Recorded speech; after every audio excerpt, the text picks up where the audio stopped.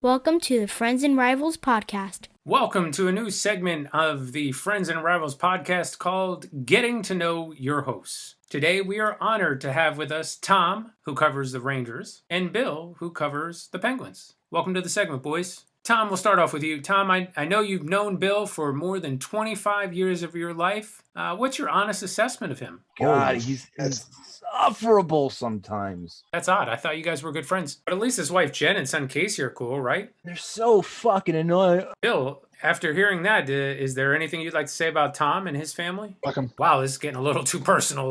Maybe we should shift gears to hockey. Tom, I know the Rangers are searching for a new coach. What do you think a new coach could bring to the table for them? He's not going to develop the youth, and he's going to end up getting fired halfway through next season because they're going to suck just as bad as they sucked this year. Sounds like to me you might be shopping for a new team to root for next year. If that's the case, who are you going to root for? Ottawa?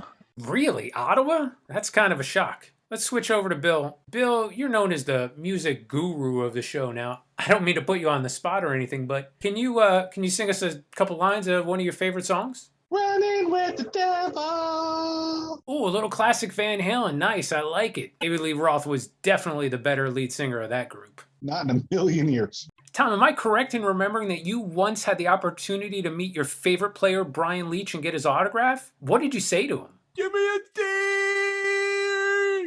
And then Bill was telling me that you guys got cut off or interrupted. Bill, what did Brian Leach say as he was walking away? Seriously, I'm a minute and a half away from the end. Oh, that must have sucked for Leachy. Billy, what should they have done? Could have helped each other out. I agree with your point there. I wonder what that would have sounded like.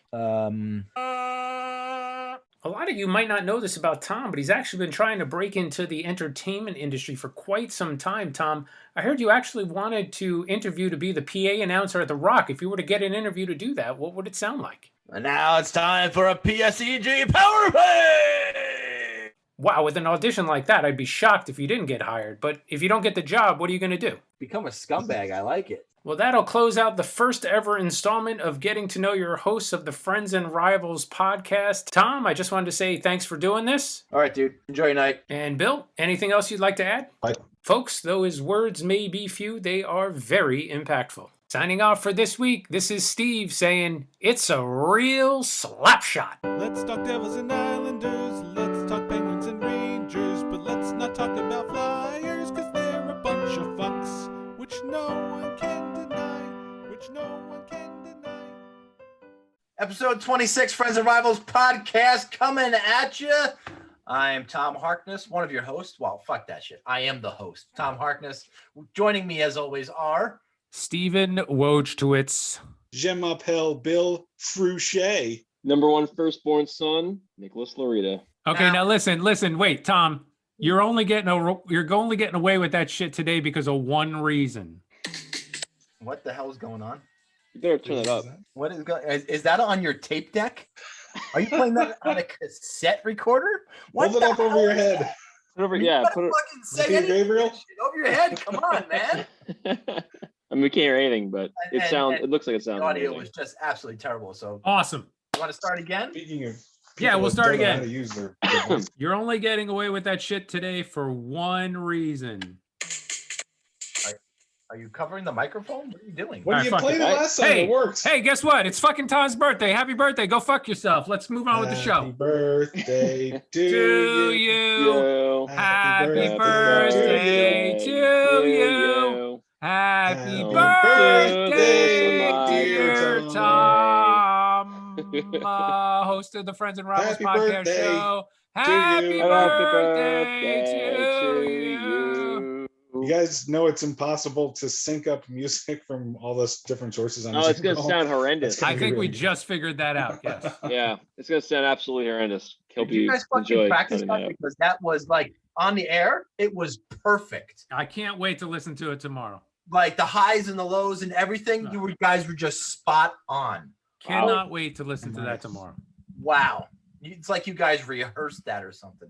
Yes, I Must ended have. 4-4 tonight or today. It was a good day. It was a very, very good day. But that takes a backseat on my podcast for this review we got on Apple. So I'm gonna read this 5-star review on the air for everybody to hear. If you haven't already, please go to wherever you get your podcast, write a review, give us a review. We'll read it on the air, especially if it's a 1 or even, I don't care if it's a 1 or a 5-star, we'll read it on the air. We appreciate just the opportunity to do this segment. But we got our first review, and here it is. It's from number 1 fan. Now you might think, hey, this got to be Matt. This has got to be Matt. He's the number 1 fan, right? He is, in my heart, he is. However, maybe blood related, same side of the family, but here we go. This is my favorite podcast and only one I listen to. It's not just because my son is the main character. Hi, Nick. Hockey is really cool. I love all the goals and the fights. These guys really love hockey and it shows. Anyways, I love you, Nick. You make me so proud and are all I could want in a firstborn. In summary, Friends and Rivals is a real slap shot. Now, this comes from the lovely and talented Theresa Larita, Nick's mom, who Thank you. have the honor and privilege of knowing for, well, not as long as Nick, but quite a long time. And we certainly kid, but we certainly appreciate the review. But I gotta take some offense here. Main character? Main character. Son is not one of the main characters, but the main character. If the Friends and Rivals podcast had an opening credit scene, Nick's name would come 6th. Well, but even behind Casey Boy, right? Yeah. For sure. Yeah, no doubt. For sure. So I have to ask a question. How does Chris feel about being second fiddle to the firstborn son? I don't know. Good question. Is this a complex? Is he? I mean, He's always had a chip invite him on on his the shoulder, show, man. and we need to interview him. Oh, okay. I think you might come on here and rip me up, so that'd be fun. Oh, Then he's definitely invited. Yes. Oh yeah, for sure. No doubt. But I just sure. need to know how he feels about being second fiddle. All I could want in a firstborn. Nick, is Theresa an Islanders fan as well? Good question. I don't think she actually roots for a specific team. You hear that, She Mama has- Larita? He doesn't even know who you root for. No, I know her Your, pretty your well. prize, your prize sure. number 1 son doesn't know a thing about you. Wow. I'm pretty sure she would say I like to watch hockey, and sometimes I'll watch the Devils, and sometimes I'll watch the Islanders, and fuck the Rangers. Good for her. Good for her. All right, we'll take that. Wow. That's hurtful. That is hurtful. But I do have to tell you, we have a new tagline for the Friends and Rivals podcast, and that is, it's a real slap shot. It's a real slap shot. We are going to have shirts that say Friends and Rivals. It's a real slap shot. There you go. I think There you go, Mama. marketing, get all over that. I love a mom. Check our That was a great idea. check our podcast store when you get a chance, and you'll see it's available now. You can't even get fucking post our Twitter account. Now you're making shirts for the invisible people. We might sell one to Nick's mom. I'm sure she would wear it with pride. You know what? I'd wear it with pride. I'll have to get her a smock for work. You know, she works in the hospital, so There you go. Friends and Rivals smock. Think of all the advertising to the dead people at St. Peter's Hospital. Jeez. Is it St. Peter's still? Still St. Peter. Yeah, they haven't been bought out by Robert Wood, but I'm hearing they're gonna combine to a mega hospital, like a big joint venture kind of thing. Yeah, it'll probably become just Robert Wood. I think Robert Wood's bigger. I think they're gonna be the Robert Wood Giant Johnson. Robert Wood Hospital. Johnson St. Barnabas St. Peter's Health Center of New Jersey. Hey, wait. There you go. I think that's what it's going to be called. It's now going to be a large Johnson is going to be the hotel's name, Yeah. but not the hospital's name, rather. Robert Wood That's Johnson probably. St. Barnabas St. Peter's. I got to get back surgery. Where are you going? The big Johnson. I Straighten me heard right that's now. the thought. All right, so this has got to lead into now, since we did our review. So I encourage everybody, wherever you listen to get your podcast, go on there, fill out a review for us, rank us, do whatever you need to do. We will absolutely read it on air, and we certainly appreciate that. So that's homework for everybody who listens, even you, Rakesh in India. I need you to go on there, and I need you to give us a review because we want to hear from you. But another way we hear from fans is through email. Steve, you got an email from We one of our we got an email. We got an email from Brian D from New Jersey, and his email reads, "Devils fans are the worst? What? Fuck this guy. Screw this Frochette guy. I bet he calls it Taylor ham or worse, Canadian bacon." Wow. But I mean, that was I a little think- bit abridged. That was Brian D in New Jersey. Now, this has got to be in response to Bill's accusation of Devil fans being the worst fans on the I planet. would believe yes. So I Okay, believe yeah. Brian is a Devils fan. If I read Well, the like, context of like- the email there. Like every Devils fan, he's a fair weather fan. He only likes the Devils when they're doing good. There you go. I'm not going to Side. speak. I'm not going to speak to this gentleman's character. I don't. This was just a random email we got again from Brian D in New Jersey. So, Bill, you have a question. response? You have a response for that, Bill? And I think it also says in there, one of the lines that you might have missed reading there is it says that the Flyers fans are assholes. After he says, Devils fans are the worst? What? Fuck this guy. The Flyers fans are assholes. So I think, my first point there is that, if I were to call somebody anti-Semitic and then their response is, no way, Hitler's way worse, like, you're not really defending the accusation. You're just like naming the worst thing possible. But anyway, look, there's different kinds of bad hockey fans. The vast majority of hockey fans are assholes. I certainly am. I don't exclude myself from that. So Devils fans, though, what was that? I said I could vouch for that. It's a very true statement. You are an asshole. Yeah, absolutely. So Devils fans are the NHL's worst. I'll say it again. Philly fans and Boston fans, they're just awful people because they're from Philadelphia and Boston. They are in their essence just terrible people. So yeah, they're terrible people watching hockey games.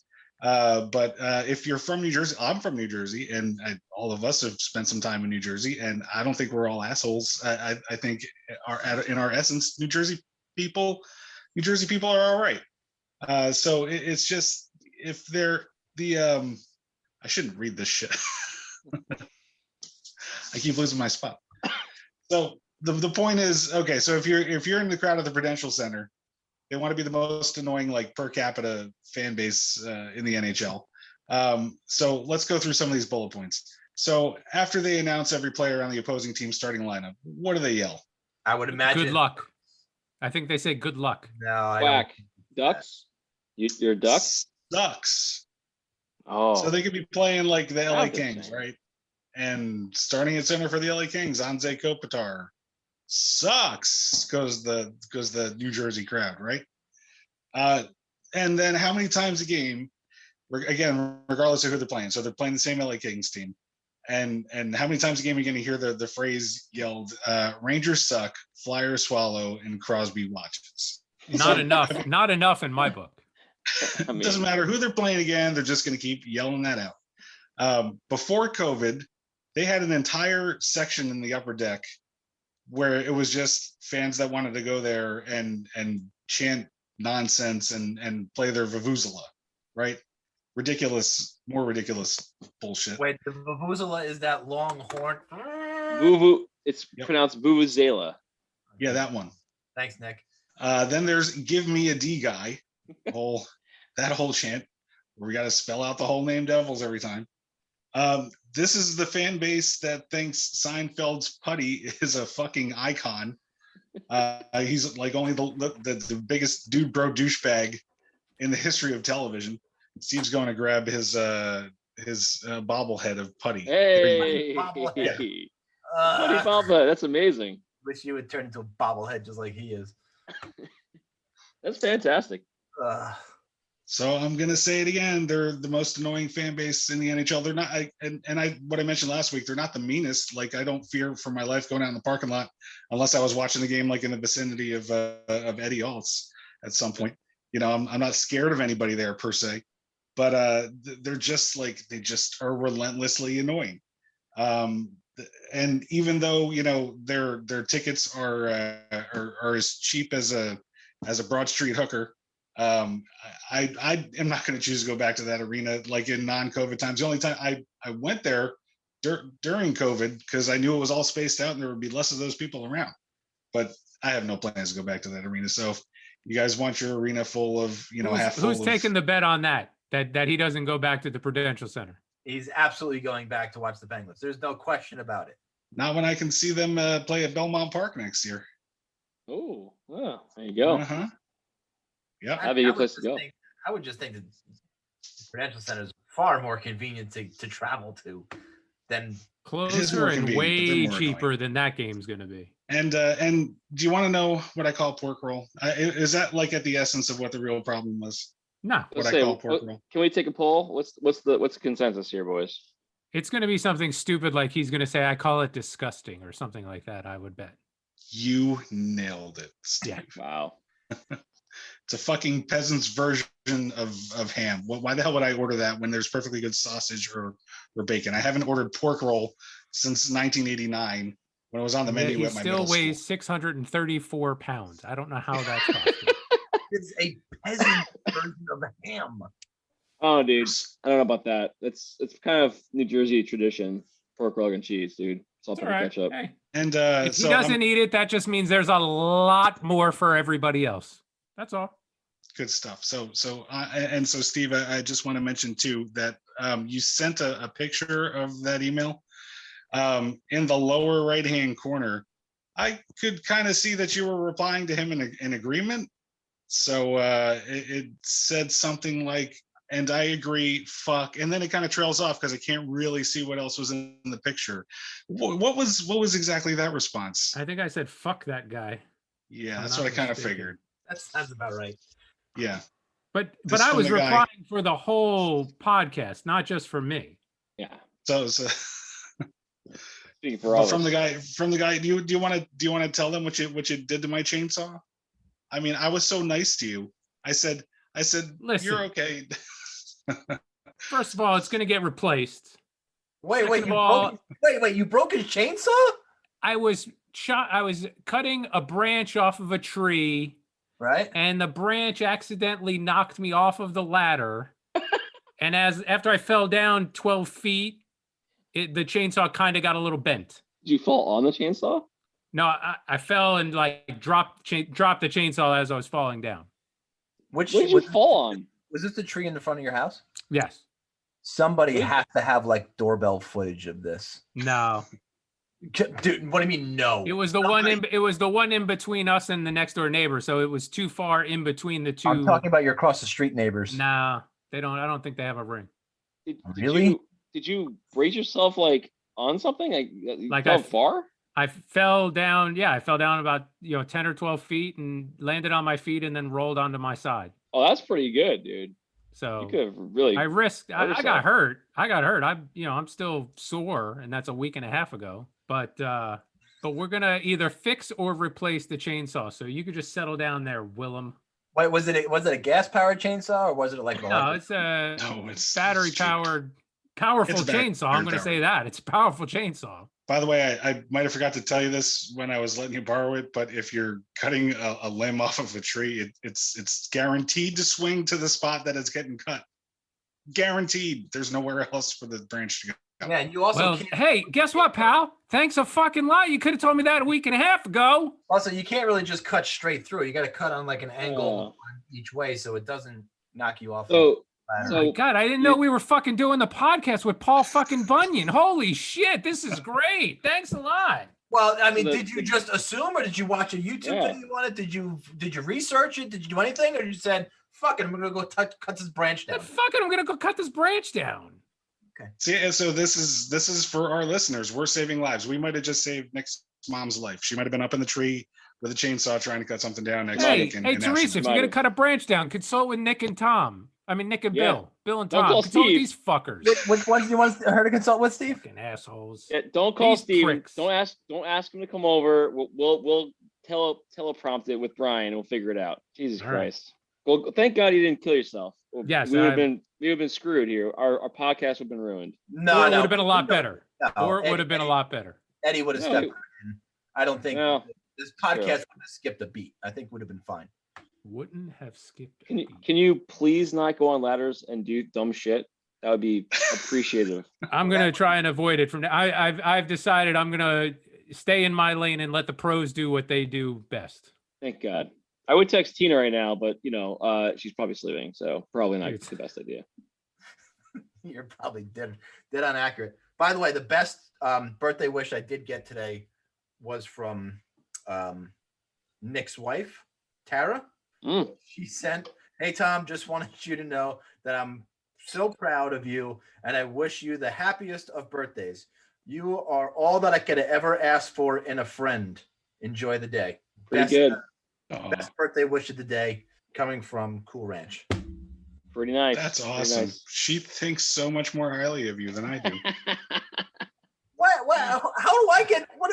I think I'm I on think your I- side here, pal. I You're- think I think my text read, "Tom, have a great day, maybe." Well, thanks, guys.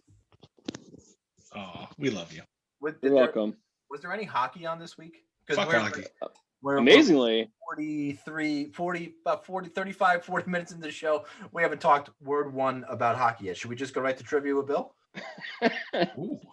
Let's Wow. go trivia with, wait. Steve? Oh, it's time for trivia with Bill. Yeah.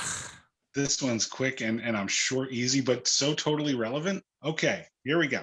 Who lost to the Colorado Avalanche in the final game of the 2001 Stanley Cup playoffs? Wow. Jesus, he's all out tonight. Anybody, Steve, you want to answer? Anybody?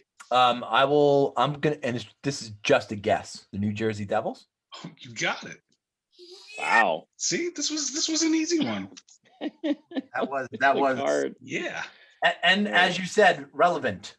relevant. Of course, we want to keep him relevant. That was- Putty bobblehead. That was incredible.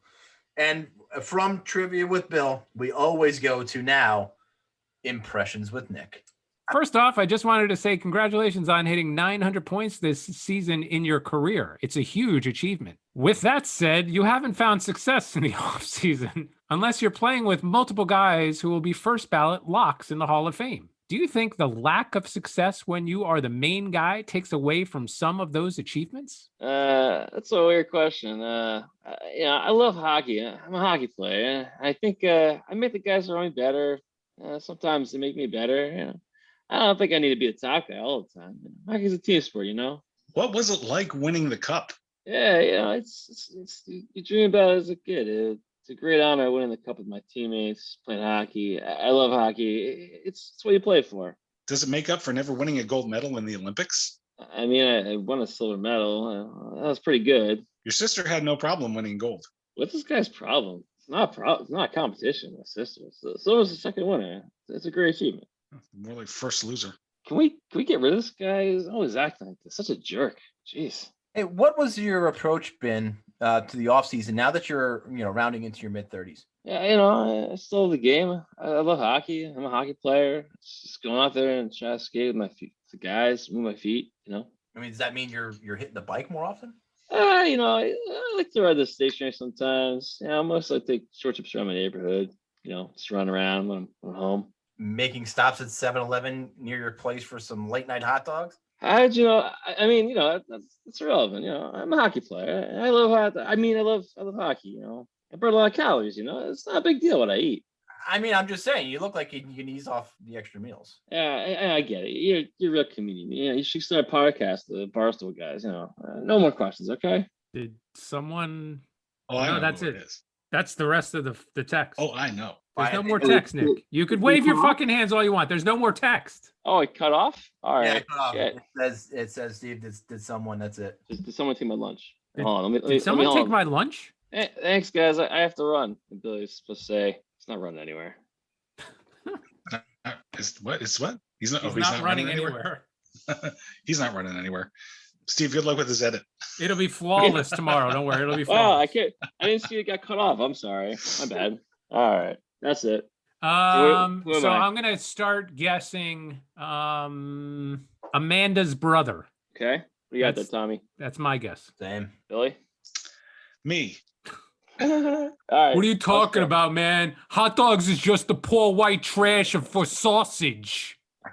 Thank you. Somebody had to say it. Yeah. So yeah, I was still the thrill. Phil No, Kessel, Bill Kessel. baby. Yeah. Yes. One of my I heroes. try to make it not super hard for you there, Steven. Good job, buddy. He did the Kessel run in 5 parsecs. See, we did layups today. We good. did easy ones. We had an easy trivia question. We had an easy impression. I'm It's all good boycotting. stuff. I'm boycotting the trivia question. Why are you boycotting? Trust me, there's no more devil's questions in there. No, but we can do a segment on events on today in history. Yes, let's celebrate. Let's May 25th. celebrate this day, May 25th. May 25th is a day on which historic events happen. I was born. So right then and there, I mean, the Friends of Rivals podcast would never be without me. So there you go. Historic event number 1. Yep. What happened on the same day I was born? Star Wars. I mean, some of us don't appreciate Star Wars as much as other people do, especially in their 40s or even after 14 years old. Star Wars is just the poor white trash for Star Trek. Everybody knows that. But Return of the Jedi came out in 1983, which was I gotta scroll to where I need to be. Let's see. Anything else good? George Brett has career hit number 2,000. That was a good one. My favorite baseball player. Well, look, the Mariners traded Mark Langston to the Montreal Expos for Randy's Johnson, 1989. Mark Langston for Randy's Johnson, straight up. Not a great deal. I'd No. say. Weird Al Yankovic in 1989. She drives like crazy. That's on that list. Absolutely is. I thought it was a momentous occasions, not inconsequential song releases. Okay, all right. In 1993, John Stark's The Dunk Ooh, Historic that's a event good one. at That's a Madison good one. Square Garden was posterized. Michael Jordan and Horace Grant. 1994, the guarantee for Mark Messier beating the Devils in Game 6 of the Eastern Conference Final. That's a big one. That is a big one. On the downside, in 1997, the Flyers beat the Rangers 4-1 to move on to the Stanley Cup Finals. You skipped what happened in 1995. Wasn't there like a mass killing on the anniversary of the Messier hat trick? I think they killed like 24 people for every goal he scored. That was messed up. What, in like in Bosnia? Yeah, I saw that one. Yeah. It's a big Devils community in Bosnia. There's a huge Devils contingent in There was Bosnia. a huge Absolutely. uproar. I heard that Putty visited. Yes. Yikes. Putty, did you go there? He's saying yes. He's nodding his head yes. Oprah Winfrey aired her last show. Come on, get to it. In 2012, the Devils beat the Rangers 4-2 in the Eastern Conference Final. Henrique slugged it ahead. It got on to Kovalchuk, and Kovalchuk a shot that's carefully played away by Lundqvist. Now Ponikarovsky with it. Threw one in front, blocked there. Scramble for it there. They poke away at it. Still it's loose. Poked out by Kovalchuk. They score! It's Reed! It's over! And last year was George Floyd. Everything was shut down. And historic events happened on May 25th, and that was on this day in history. And we didn't talk about hockey, so we could cover all of that. Well, yeah, that's what everybody wants to hear, right? Let's talk Penguins Islanders. Hey, hockey on this podcast? What we Let's doing talk here? Penguins What Islanders. we We're doing 25 here? minutes into the podcast, we might as well talk about hockey. Hey, listen, I didn't think we were going to talk about hockey tonight, so it's unbelievable that we've gotten here. So, Nick, you guys are leading the series. I was Go right kinda ahead. hoping not. I know you were, Bill. I'm sorry, bud. I tried. All right. You want to lead off here, Billy? You want me to go? Oh, I'm probably going to be short and sweet, so I'll just get it out there. I mean, that Game 5 was last night, overtime loss for the Penguins against the Islanders. The Islanders are up 3-2. Man, that was a downer because I'd feel better today if the Penguins lost that game 4-0, if they just weren't in it, because then I'd go, hey, they're down, but they're going to have their backs to the wall. I'm going to see them respond in Game 6, and it might be a different story. I'm not going to give up. But the Penguins played their absolute best game yesterday. Yes, they made Far. mistakes, cost them for sure, but they really dominated 4 periods. They came away with a loss that does not leave me with any hope for the rest of the series, and that's I guess all I got to say about that. All right. Well, we actually had 3 games this week. The 4th game was actually during the last podcast. We talked about that there. So I don't really remember as much about Game 3 since we've watched a lot of hockey on these 2 teams in the last week. But basically, it's felt the whole series is extremely stressful to watch this whole series. I don't know about you, Bill, but I'm like, it's never more than a goal lead. If it's a 2-goal lead, the other team gets right back to evening the game up. The whole thing is just basically a very even game. I got to ask you both a question. Do you feel that there's more pressure on either one of you because you are co-host on a podcast now that focuses on your teams? Or do you feel any more pressure because you're doing a podcast? No. Just No, normal shit? no. All right. No. You know they're not on the ice with the team, right? Well, and Steve could tell you too, because Steve still got a team in the playoffs. We're literally talking to 6 people. Why would that be any more pressure than normal? I mean, Toronto, baby. The Maple Leafs. Go Leafs, go. You returned your flag. That's it. You're done. No, I took it down to send it. I sent it to the dry cleaner. It'll be back. Fuck dry clean the flag. Clean the flag's a dry clean. The 103rd. Well, anyways, I was gonna say game 3 was Isles brought it home. Pretty good game, I thought. Isles ended up losing that game. Could not just get traction on getting the lead in that game, and Pittsburgh was just able to keep the lead the entire time, and ends up eking out a game and getting back to home advantage. Game 4, a different game. Definitely best game the Isles played was game 4 of the series. Ended up winning 4-1. And by the way, game 4 was the second game that they put Ilya Sorokin back in, which is starting to look like a brilliant move at this point by Barry. Trusting in the rookie, 25-year-old rookie who's been playing this kind of hockey in the KHL before. So I didn't think he would struggle here, and he's just looked fucking great, and was able to get the team rally around him, tie the series back up, going back to Pittsburgh last night. Honestly, that was Billy hit it right. Pittsburgh was firing all cylinders. They looked like they should have blown out Isles out. Somehow we scored 2 goals in that game. And even though we outshot like almost 50 shots to like 26 or something in a game that went to double overtime. I don't remember what the shots, numbers were going into overtime, the first overtime, but look, we barely had over 20 shots. I mean, it was not good. It was a game that we did not have a lot of opportunities. We did not look great, and our defense was just keeping the game alive with our goalie, and it was hard to beat them. There was even a shot in the fucking overtime, deflection. Sorokin thought was coming up high, deflection. It bounced low. It just hit him right in the pad. It could have been a goal. Could have ended the game. It was one of those games where I was like, I don't how we win this game. We just could not get anything going, and Aaron Jari pass to Josh Bailey and ends up ending the game. And all of a sudden now, like just hanging around in the series, hanging around each game, you got game 1, 1-goal game, game 2, 1-goal game, game 3, 1-goal game, game 4 is the only outlier, and game 5, 1-goal game. I mean, it's a very tight series, and I don't think the Isles really should be in it at this point. They really haven't played that well, and they have. The Pittsburgh's they've played like they've been playing, but they just haven't gotten the wins. And now Isles are gonna go home game 6 with 9,000 people in the audience. So it's gonna be Sorokin's just been that big of a difference maker. I don't doubt for a second that the Penguins would have beat the Islanders yesterday if Varlamov was in the net. Varlamov, for the 35 times he shut out the Rangers this year, the Penguins have not had any kind of problem. It was 7. It wasn't 35. But but the change to Sorokin, he reminds me of Vasilevsky, the way he's playing right now. He's a year younger than him and a little less experienced in this league, but he doesn't have any obvious holes, and he's just zoned in right now. And I think the Rust goal that he gave up yesterday was deflected. The Malkin goal on the power play got through.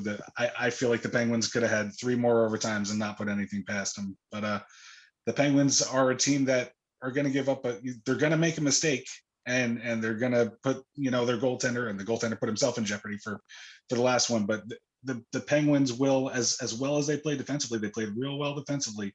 They are mistake prone, and so every once in a while, the other team, whoever it is going to put one past them, and that's what they can't afford when they're playing a goalie that's that hot. Yeah. Do you think Jari's taken a lot of heat from the local media and fan base over not just the fact that he so poorly misplayed the puck on the game-winning goal, but also the fact that just about every goal is going in glove side? Yeah. I mean, he's gonna take some heavy hits for this series, especially with that mistake. But yeah, there's more mistakes than just the one that ended the game last night with Jari.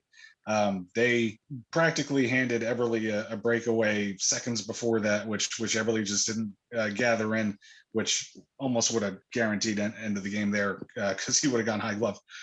He did. And there were mistakes that Malkin made that did not cost them goals yesterday. I mean, the first goal that the Islanders scored was another mistake. Gensel being the guy back against what's his name? Pavilier. DeVoe. Yeah, there was no way Gensel should have been that guy back there. So the too many mistakes by the Penguins. They're otherwise playing an incredible series. The four lines they're rolling are terrific. The defensemen are keeping sustained pressure outside of their zone, but it's mistakes. And yes, Jari with the poor performance to the glove side, with the mistakes, Jari's made more mistakes in that pass too. He's had some bad exchanges with his defensemen. I mean, he's going to get a rough ride out of this for sure. Yep. 41 to 20 were shots on goals going into the overtime, and 20 to 4 in the second period alone. I think Varlamov has played his last game on the island.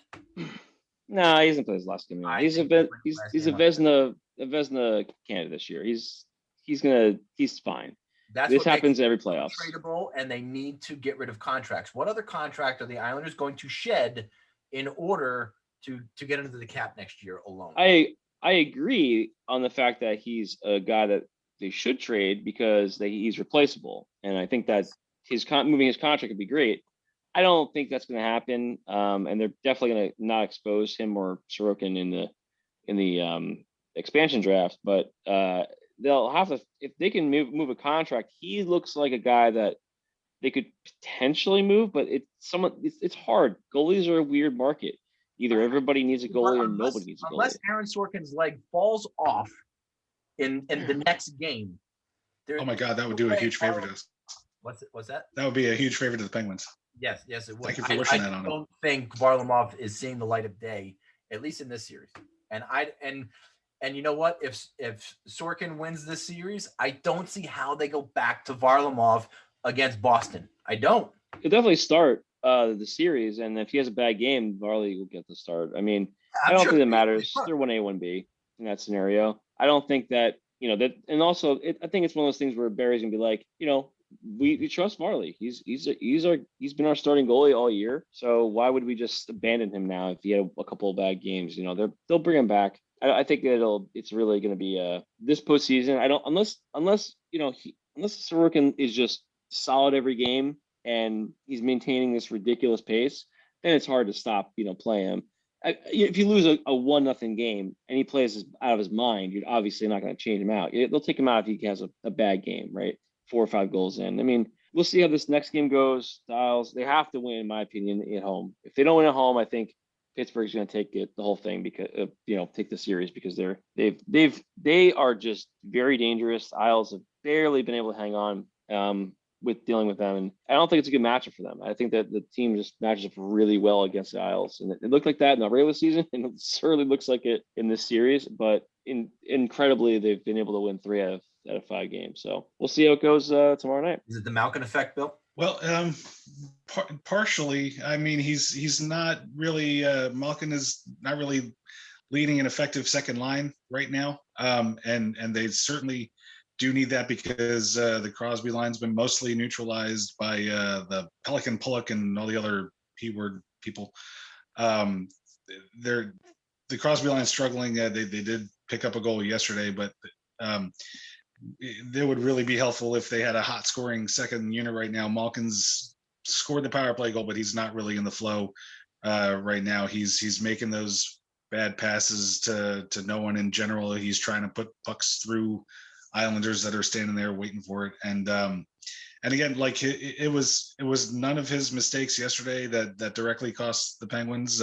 Came close a few times, but it's that sort of play that's kind of undoing them, and Malkin's not really helping there. What do you think is the problem with their power play? Their power play has not looked that very good, aside from the goal last night with a just really well placed shot from Balkan. But to be honest, that I figured that team would have a much better power play than they've shown. Well, since Malkin returned to the lineup in the last few games of the season, the top unit has really not been that good at, because I think when Malkin's not playing well, he loses patience and makes foolish passes and then they got to kind of go backward. And I mean, at best they got to kind of clear the zone and regain it. At worst, he's causing shorthanded opportunities. But the Penguins' second unit really was the better unit in the last, as the season was closing down, with Jeff Carter and McCann, Jared McCann. McCann, I heard a stat. Don't know where to find this or if I could confirm it, but I heard in one of the broadcasts that McCann ended up with the highest like power play points per minute in the league. Like he was not on the first unit most of the season, so but he did get on the first unit when Malkin was out, and he was really a standout there when they did. But it's the second unit is almost the better one right now. They scored a power play goal, I think, early in the series. One of the Carter goals, and so yeah, the first unit's really not come up with much except for that goal last night. Just talk Mike Sullivan might be on the hot seat if the Penguins don't get out of the first round. I like Mike Sullivan. I liked him from his days in New York. He was just never, the Rangers weren't in a position for him to take over as coach.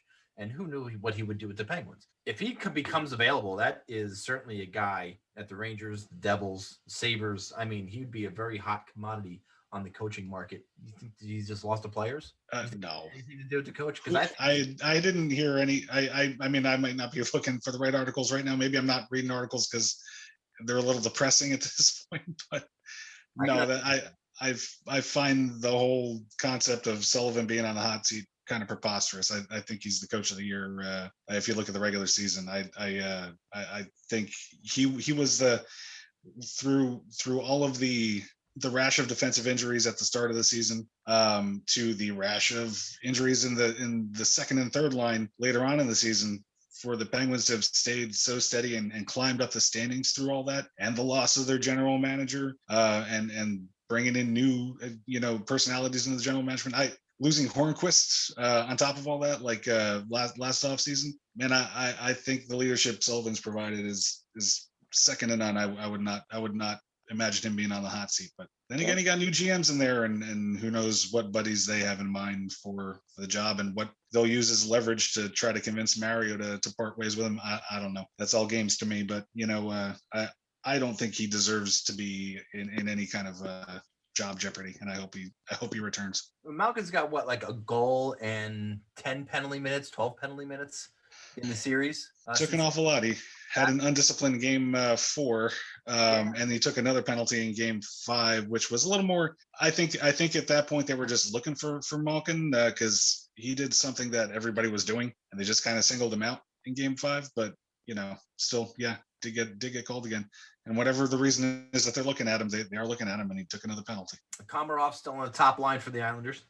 He's certainly had a nice little balance and a little toughness on that line. And he's been, I mean, to me, he's been one of the Islanders' best forwards all series long. Between his energy, his hitting, they don't want to try anybody else in that top line but Komarov. Yeah, I disagree. I think that he does give it like a little bit of an edge to the line, but I don't think the line really needs that. I think they're trying to force the whole, we lose Lee, we put somebody in there that's going to be basically a grinder and sit in front of the net and be an agitator of sorts, with Lee out, because he's normally a big guy that sits in the front of the 6'2", whatever, 240, 230, big dude in front of the goalie, hard to move, battles, gets deflects pucks. We don't have that other guy. There's nobody else on Sounds our like team Billy. that's You like guys that. want to sign Billy? Billy will go in. Yeah. Yeah, I don't know. I'm not. I think they're gonna put Zaka in for Walsham. Zaka, I'm an idiot. Zajac in What did for. you guys trade for Zaka? Holy shit! Yeah, Oh my God, were they Zajac. allowed to do that? I wish we could. We put Zajac in for Wallstrom, who took a absolute horrible landing off of just a regular routine check into the boards, but his neck flew around and just looked ugly. But it seems to be day to day. He's probably going to take I don't think he's going to play him next game. He's probably going to sit for Zajac. But that I don't understand it. I look at Komarov and I get that Barry thinks he's going to play well with them, but I'd rather see like a Michael Duck Hall on that line. I think he'd be better off because we lose a lot of skill with him on there. Komarov is not skilled. Like he might have a nice passer in there, but he makes a lot of shitty plays, and it's sort of like a double-edged sword. Like he makes, or not double-edged sword. He has like some good play, like one good play, and then maybe two bad ones. One good play, two more bad ones, and you're like, it's not really worth it. And plus, he doesn't add the offensive pieces. Like he might get a goal and everybody be like, oh, he's scoring now. And it's like, no, he's like barely just in the right place at the right time. But I don't think he adds enough to the line to really, help that line score. But especially when you have Barzal and Everly just trying to heat up. They've been ice cold most of the series, but they looked better the last two games. I'm hoping that they continue that. Look, as much as I joke and I put Matthew Barzal on the back of a milk carton, I think Crosby's been more invisible in the series than Barzal has. And I think it's different though. I think Barzal has been. Too, I think Crosby's getting shut down. I think that entire line. Yeah, I would agree. That there's a reason. Crosby's been going against our top two defensemen, and not to say that Barzal hasn't been getting paired up against, but he's looked disinterested early in the series. He hasn't looked like the same guy, whereas Crosby was looking fucking back to his normal self in the first couple of games, and then we've really taken them. They've been real battle trying to keep him and Pelech off of the ice at the same time. Sullivan was flipping out in the last game when there was a shift where. Just after bring that up. Yeah, where Pelech got on in between shifts and he was fucking having a meltdown. Well, he was right though. They should have been able to put that Pelech on after the Crosby. I don't know why. Yeah, I don't understand how it was allowed. I didn't understand it either. I was like, okay, why is this a thing? What was the ruling? I wish they would have, that's the shitty part about that. They can't really get that information to us. And it's like, what happens? Come on, HL, like get something from the fucking refs or have somebody down there that can at least tell us what the fuck happened. No, they have somebody down there. His name is Pierre McGuire. No. Oh, I'm sorry. Oh boy.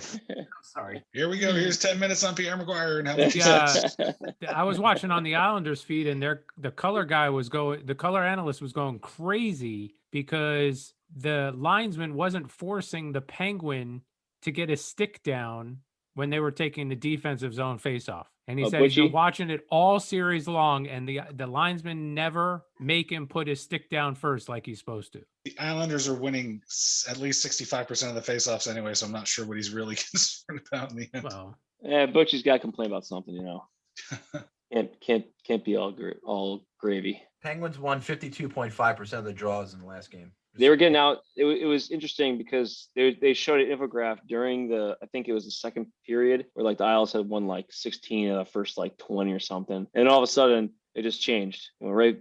Penguins started winning the faceoffs. And then at the end of the game, almost even, but obviously a little more in the Penguins' favor. But I don't know if it's mattered too much, to be honest. It's been pretty relevant a lot of times, surprisingly. Game 6 tomorrow night on the island, 6:30 start. That's 9,000 people. That place is going to sound like 25,000 people. It's going to sound like it's full. Yeah. I think the series is over tomorrow night. Sorry, Bill. Well, Agreed. We'll see. I just don't see how they beat Aaron Sorkin in that building. I just don't. What else are they going to throw at him? They got nothing else to throw at him. I don't know what else they do. They ran into a hot. I mean, he's got to have an off game. That's the only possible way, but I don't know where that would come from. Well, they could literally throw Tanev at him, like literally throw him at him. But I just don't think that's going to happen. Tom Wilson's not doing anything. You guys could suit up Tom Wilson. Oh man.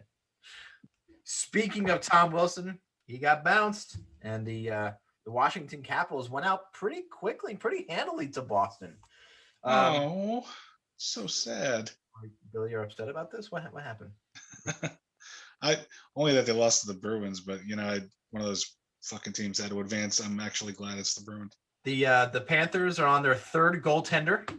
They started out with Bob, they went to Darren Drager, and now they're on Bobby Knight.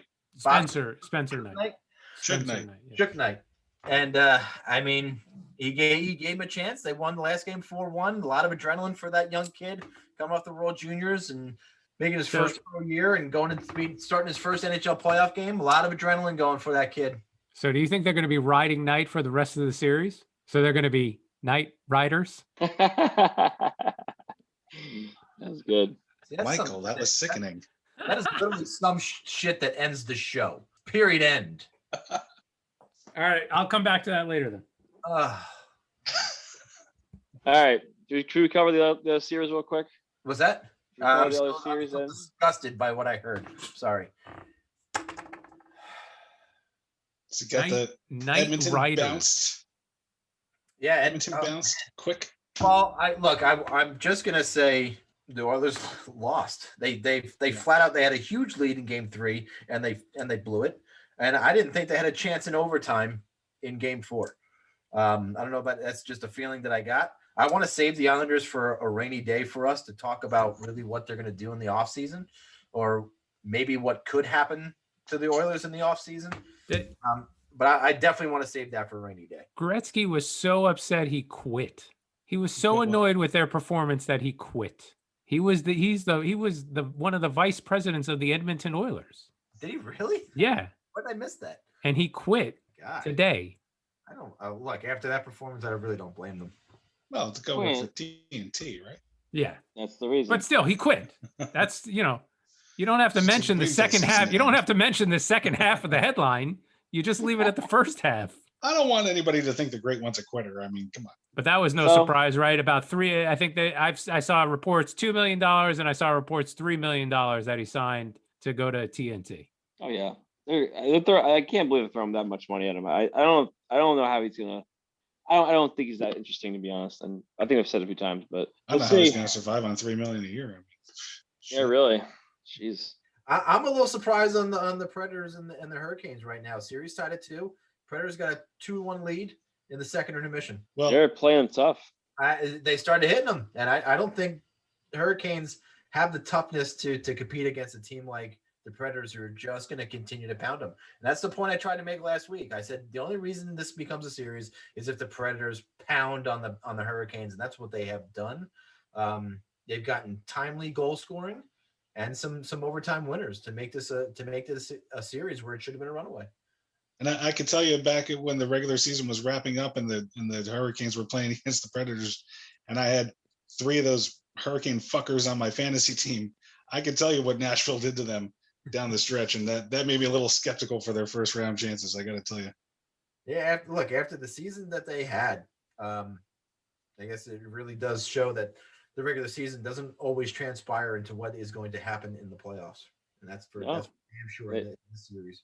They were 6-2 against Nashville this year in the regular season, so they played well against them. The only team that didn't they were actually 4-3-1 against the Red Wings. I was gonna say 4-3-1 against Tampa, but also apparently 4-3-1 against Detroit, and everyone else their worst record. Hell, everybody else.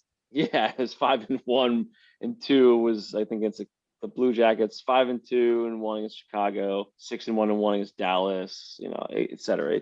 They were 6-0-2 against Florida. I would imagine the Hurricane fans tonight are losing their mind right now over that disallowed goal as well. I don't know if you saw the replay. I saw. I was texting you guys while we were chatting. It looked like a kick. Unless I'm wrong. He was spinning around. Yeah. But then his foot also did kind of make a kick motion. But I don't. Only from the overhead does it look like that. From the ground view camera, it doesn't really look like it was a kick in. Pardon? They had a disallowed goal over a kick in? Yes. Yeah. Didn't even know they did that anymore.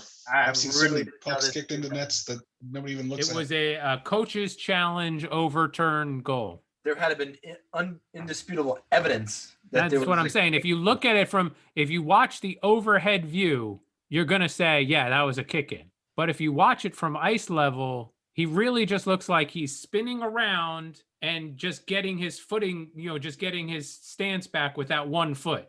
Not necessarily that he's kicking at the puck. Well, That's that Sebastian Janikowski. He never gets the benefit of the doubt. I laughed at that one, Billy. You're welcome. You're welcome. And then is there another series going on in Canada? Oh, right. Toronto, Montreal. Yeah, Steve, what's your report on Toronto, Montreal? Toronto is up 3-1 after a decisive victory tonight. And William Nylander is the Austin Matthews of the playoffs for them because he's got goals in 4 straight games. So it looks like they're going to be cruising on to the second round. Cruising on. Oh, listen, everybody. Cue Toronto collapse. Steve just said Toronto is going to be cruising into the second round. Bet the house on Montreal next game. No doubt about it. The province of Ontario is about to riot after that. This guy called a short series Tampa Bay versus Florida. And that's now going to 6 games. Bragged about Winnipeg being up 4-1 going into the third period, only to watch them come back and win the game. You said that absolutely. The other way, backwards, right? I said that backwards. You said that Same wrong. thing. Bragged about Edmonton being up There you go. 4-1, only to lose the game in overtime. Wow, look at this Edmonton team. Woohoo! Bet the house on Montreal. Didn't I bet you in one of the NFL playoff games? Weren't the Colts down by like 30 points and they came back and won because I bet you? Probably. That's What just the hell me. they were So playing, you said, probably. this game's in the bag. Probably. I still have that quarter. I bet you a quarter, and I still have that quarter. I'm sure you do, Scrooge. No, I like that. That's sentimental value right there. That time that Steve popped the cork on the champagne when the Falcons were ahead of the Patriots? Yeah, I remember. Right at halftime, he's like, "Woohoo! Matt Ryan, the best ever! Goat, baby! Warren Moon, he's the best! Oilers over the Bills, baby!" No, you're not a Warren Moon fan? No. We talked very briefly about the Panthers Lightning series, but they got to do something next year. You think anything's going to be done about the cap and expanding that to the playoffs for next year, just because of the uprising that's happening with Tampa right now? I mean, they're like $15 million is it right now? Just to go back to what I had said previously, do you do something about the cap, or do you do something about players that go on long-term injury reserve that once you're on LTIR, you can't play in the playoffs? But you're done for the season, the entire calendar NHL year. No playoffs, no nothing. Even if you're healthy, 100%, can't play in the playoffs. Right. And if you're going to be out for a significant period of time, but expect to come back before the regular season ends or for the playoffs, then you can't be put on long-term injury reserve.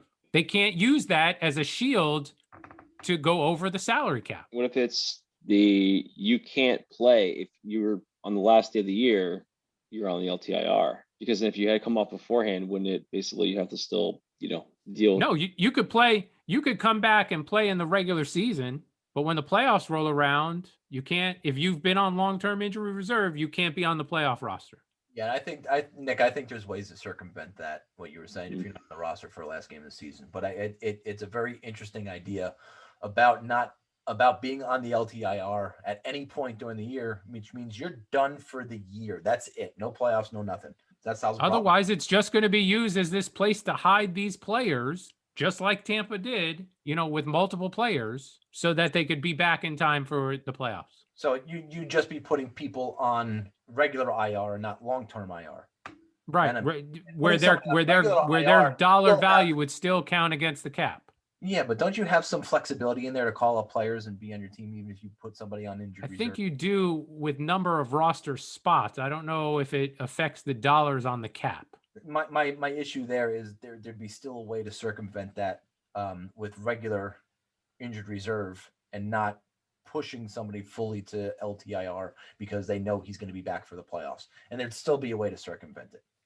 I think the only way is to have the cap count in the playoffs as well as it does in the regular season. I don't understand why it doesn't. I mean, does it still happen in football? The cap? Yes. I would imagine it does. Yeah. Right. And luxury tax in baseball. Well, I don't even know about baseball. I don't even want to assume to know. I mean, this is really the first season that this has been an issue. I don't remember hearing of this in previous seasons. I know that It the is- Penguins kicked it around sometimes when they've had some of their stars on injured reserve, or whether if they had a star on injured reserve, maybe they could trade at the trade deadline and go up over the cap because they weren't expecting somebody back. I've heard it, kind of discussed, but never seen anybody actually go for this loophole like the Lightning did. So that's it. Maybe this one time is enough for the NHL to go, yeah, all right, you did it one time, but now we're going to put a lock, we're going to lock it down. They should. There should just be some prorated version of the cap in the playoffs. How many teams are going to do it next year? I mean, the Devils weren't the first one to sign a Kovalchuk contract. Right. There was many before it, but seemed like that was a straw that broke the camel's back with it. Because that was the biggest slap in the face. Yeah. So maybe this is going to be the equivalent of the biggest slap in the face for the salary cap in the playoffs and using a long-term injury reserve. Let's hope. But can they implement something like that with the collective bargaining agreement? Why not? I don't know what I have to look into, because it has to be agreed upon between the players and the NHL, doesn't it? And it's not currently part of the collective bargaining agreement. The part of the collective bargaining agreement. Maybe they say, hey, you know what? You give us this, and we won't freeze the cap for that. What is it? 3 more years. Maybe we'll freeze the cap for 2 more years. Each side's got each side has bargaining chips that they can play with. Yeah, but I don't see why this would be bad for the players. Why would it be bad for the players? Because it means more jobs for the players. If you could use these long-term injury reserve spots, it means more players get called up when a Kucherov or a Stamkos goes on injury reserve. So that's more minor leaguers getting NHL salaries instead of AHL salaries. Yeah, but that's hundreds of thousands of dollars. Players Association, and it's not bad for the owners. It's bad for the other teams that have to deal with it. It's bad for the players because those players wouldn't be getting called up. It's still not something I don't think they would shoot down. Well, you never know what either the players or the owners would do in that situation. Right. I think it's more of an owner's issue than it is a player's issue, though. And it's opposing owners. Yes. I'm sure not every team is happy with the way that this is going on. They just free cap room to get. So does it get changed, or do the other teams go, yeah, you know what, Tampa did it. We got to figure out a way to do it with our team so that we could take advantage of it. I mean, it's circumstantial though, right? Like, Kucherov makes a lot of money and then he gets hurt. I mean, he was legitimately hurt, right? He wasn't like they weren't like, hey, you're not going to play the whole season, and then we're going to spike the playoffs. No, I mean, he was legitimately hurt. How long he needed to stay out for? They might have been like, hey, we're just going to let you take a. You're going to sit out an extra month longer than you have to. Right, and that's the part that's really, and they should get penalized if the NHL found out he was healthy and they just didn't bring him back because of the cap. That would be, to me, a loss of cap, draft picks or something like that, because that's like clear circumvention that they did that knowingly. But it's gonna be hard to prove that. I don't think they'll go down that road, but that's just me. The teams are saying, well, the doctor says he can't play until such and such time, but that's their team doctor who's on the team payroll. Yeah, and they also don't have a doctor that gave a second opinion on all the injuries. Yeah, said, no, this guy can play right now. What do you guys do? And the NHL's not even they're like, okay, you can say it's a lower body injury. That's it. Like, what? Lower body injury? You got hit in the face. Lower body injury. Middle body injury. They don't give a shit right now. So they can say whatever they want, and I don't see how they could even prove anything from any side of the fence with the way that they're reporting injuries. So they can't. And that's why your point of just use the cap, have the cap carry over. That's it. In the playoffs. It might just be the easiest solution. I think so. That's what it should be. It should always be. There should be the same set of rules for the playoffs and the regular season. Not like, the cap refs. Space. The refs putting their whistles away. They call the game differently. Exactly. There was a play, I think, in the Edmonton game, where the Edmonton player literally tackled one of the Winnipeg guys in, I think it was the first overtime, and it put Winnipeg on the power play, and that was taken back by, wow, they actually called a penalty like that in overtime. Literally took his hand off of his stick, which is automatic a penalty, and completely turned the guy around on the end boards. And I was just in shock that they actually called That they did call it. playoffs in overtime. Shocked. Absolutely shocked. Yeah, I'm good for tonight. That's gonna do it for us. Just completely shut down and blanked. No, that's good. That's how we're gonna end the show. It's gonna do it for us. Boom. Don't forget to follow us on Twitter, where we never post anything at friends_rivals. When you're on the shitter, don't forget to check the Twitter, Facebook, YouTube, Friends and Rivals Podcast. Click, comment, and share there. Subscribe to us wherever you get your podcasts, like Apple Podcasts, Spotify. Remember, give us a like, review our podcast. We'll read your review on the show. We'll give you all the credit that you need, even if it's a 1 rating. Where we had 6 ratings, we're 5 out of 5 stars, by the way.